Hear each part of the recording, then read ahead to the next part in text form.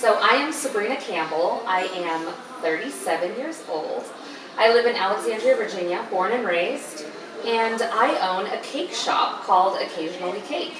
Nice. I do. I've owned it for about 6 years now. It turned 6 in July. Nice. So I've passed that 5-year small business hump, that people have. So I'm not sure it's getting any easier though, so I'm not sure those statistics are correct. But I'm still struggling along, but I'm doing it. What are some of your biggest pitfalls in the 6 years that you've had the business? Running a business is very difficult. I find that there are a lot of people out there who want to run a business, like they're really good at something. So let's say they make really great dumplings and people are like, oh my gosh, you make the best dumplings, you should open a restaurant. Just because you make a good dumpling doesn't mean you know how to run a restaurant. And there are differences in that. So when I started the business, I was coming at it from, I want to be a cake artist, I want to be able to do this in a space where people will buy things from me, and then quickly things shifted, and yes, I'm still a cake artist, but I'm a business owner first. And so I am managing people, I am doing customer service, I am taking orders, I am decorating the cakes, I am dealing with problems, I am, doing all of those things that you don't necessarily think about when you're first starting this business. You're just thinking, hey, I want to make cakes, I want to make people happy, fabulous, and then all of this other stuff comes. And I think that's where a lot of other businesses don't survive, is because it's not the product, it's the business owner.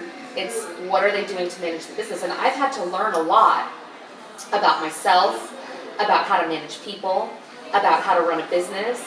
I don't have a business degree, so a lot of it has been trial and error, and there've been a lot of ups and downs, over the years. But what's cool is that if you can understand the philosophy of doing business, and you can understand that sometimes your vision may not work, and you have to be able to quickly turn it around and try something else. If you're brave enough to do that, I always talk about Madonna. Let's talk about Madonna for a second. Sure, she's one of my big fans too. Is she? Yeah, I'm a big fan of hers, actually. Okay, you're a Madonna fan.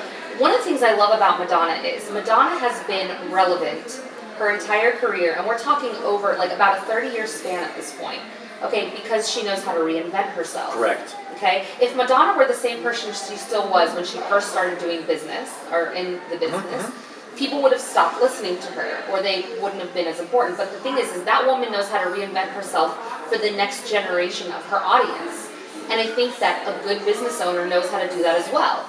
You can tell if you walk into a business how long it's been there, or like what century it's caught in, right? Because they're thinking, well, this is my vision and this is what I want it to be, and they don't want to make it better or change it or make it different because they somehow feel that would mean that it was a failure on their part, but that's not true. The failure is not making the changes to make yourself more successful. Let me ask you this: have you felt that your passion for the initial reason why you got involved in the business has changed because of having to be more business side of it? No, actually, and that's surprising because one would think that could happen. Yeah. What's happened with me has been that I have learned that I am far more capable of doing things that I didn't think I was capable of doing, and that has empowered me and made me more passionate. So I've become a better cake artist because I'm passionate about it. I've become a better businesswoman because I'm constantly surprising myself. And I'm like, holy crap, I can't believe I just did that. Right. And then I get empowered, and then opportunities come, and I seize those opportunities, and I just run with them.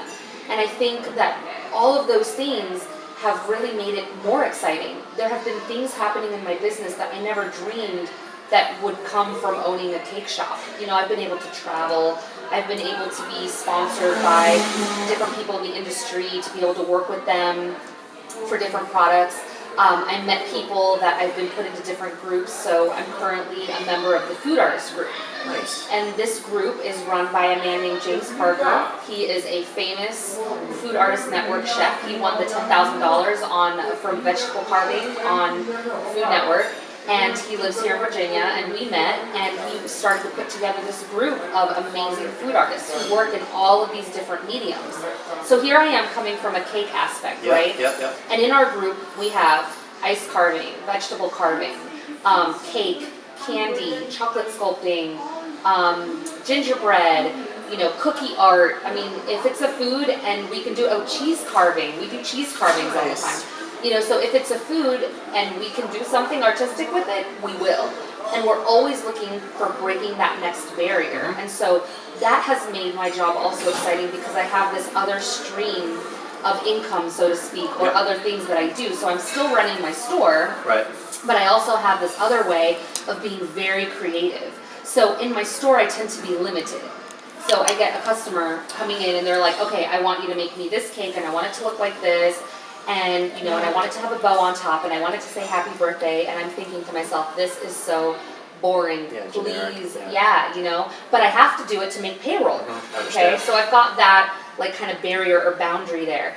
But then when I go with the food artist group and I do stuff with them, they give me a medium and I can do whatever I want.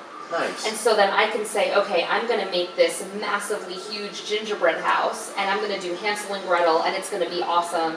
And so long as it wows people, they don't care what I do. Right. And so I spent 2 weekends at Busch Gardens this year where I did chocolate sculpting the first weekend. And we always work with a partner, which is awesome too because you're collaborating. Yep. So they come at it from their perspective, I come at it from my perspective, and we're able to create this amazing piece because we're collaborating together. So that reignites that passion. Do you have any personality issues with the people that you collaborate with sometimes, and vision issues for what you're trying to make? No, that's a really good question. I'm actually really easy to work with. I can work with anyone because I take the time to get to know who they are. And I can see what makes them tick, and I can see what makes them be motivated. And part of that is my management experience, because I understand that each person that I'm dealing with is going to be a different person.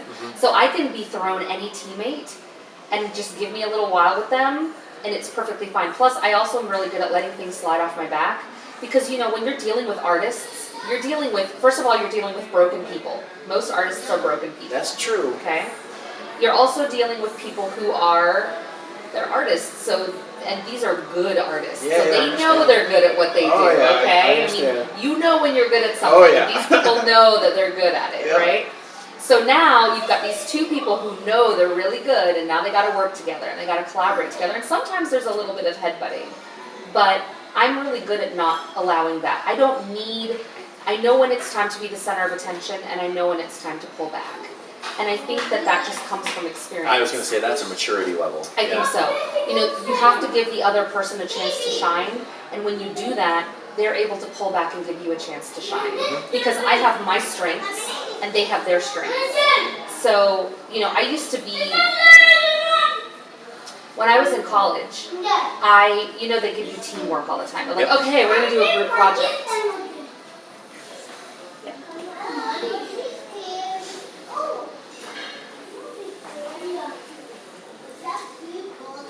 Sorry, I'm just going to stop for a second. No, that's fine. So in college, you know, they give you a lot of group projects, and I used to be very anti-group projects because I always thought, well, if I can't do it myself, it's not going to be done well, and you know, and then I took charge of most of the project, and I kind of railroaded everybody because I wanted to get a good grade, and inevitably we would get a good grade, but I thought, you know, this group project is ridiculous, just let me do it on my own, because I wanted to take that responsibility. I know the feeling. But as you mature, you get to see how other people are bringing something to the table that you don't have, and that you should celebrate that. And it takes a big person to be able to do that, because I used to want to be the one that shined all the time. And now I understand that I have my strengths and I have my weaknesses. And when I'm collaborating with someone, a lot of the time they're bringing their strengths, and those strengths are strengthening my weaknesses. Yes. So in that group situation, you know, and I'm submitting, you know, a video for Cake Wars, and so I'm hoping to be selected for Cake Wars. I want to talk about that a little bit. So let's put that on hold for a Okay. minute. But so my point is that I'm able to work with other personalities and other people and be able to have a deadline and get the job done. And that's really important because you have this huge project, and sometimes you don't even know how long it's going to take you to do it, and you don't know the speed of how the other person works. So now you're thrown into, because everybody who I collaborated with this year, I had never worked with them before.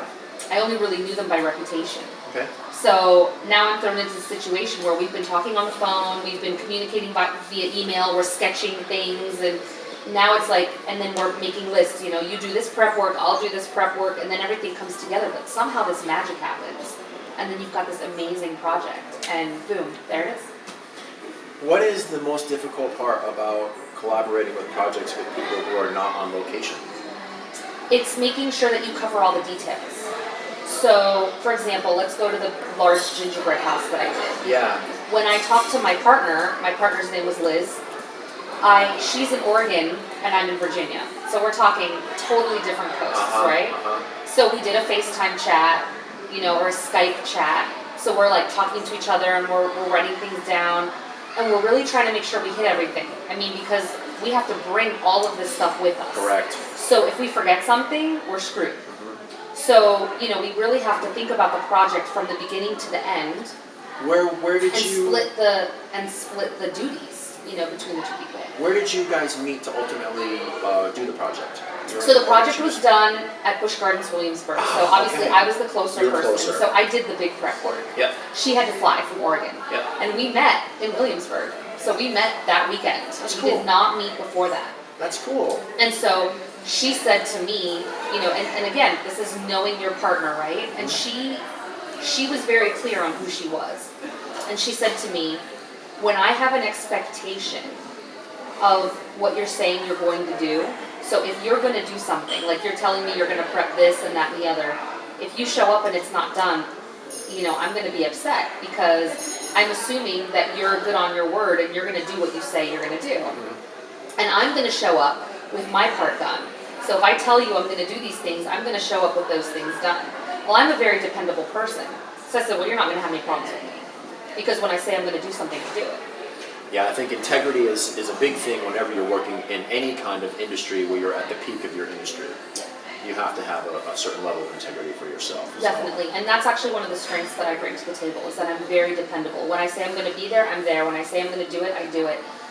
When I don't see those barriers and challenges, I just jump right over those puppies. Perfect. So let's talk about Cake Wars.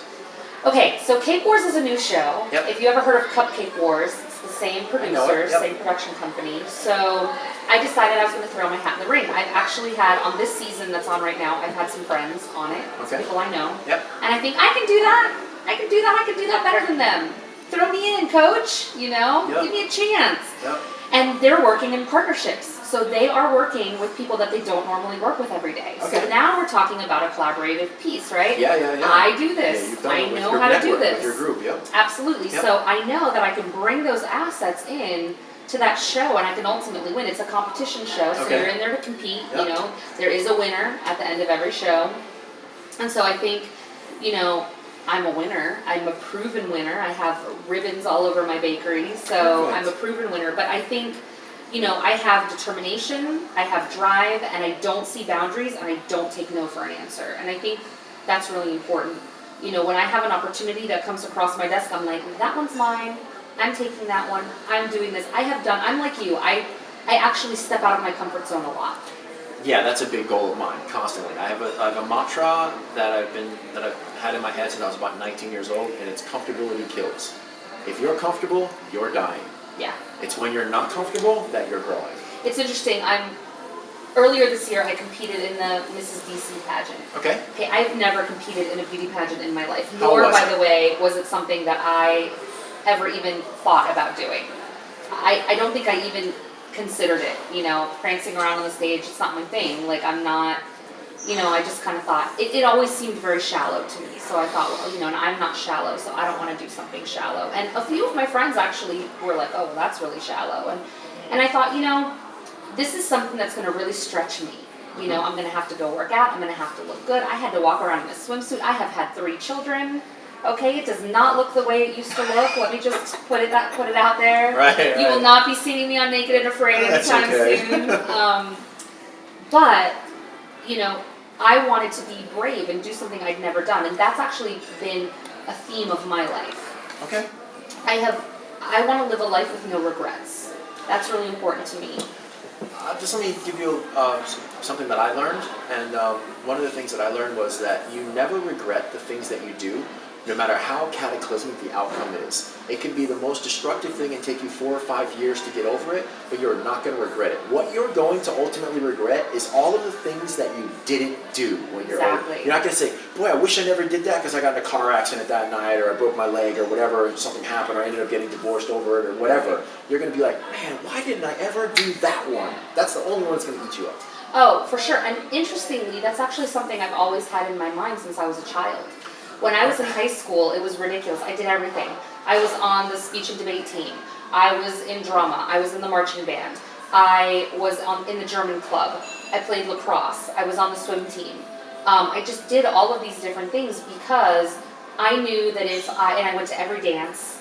You know, I did all of those things because I just had this thing that I'm like, it's going to be over, and then I won't be able to go back and do it again. And so I need to take those opportunities as they come.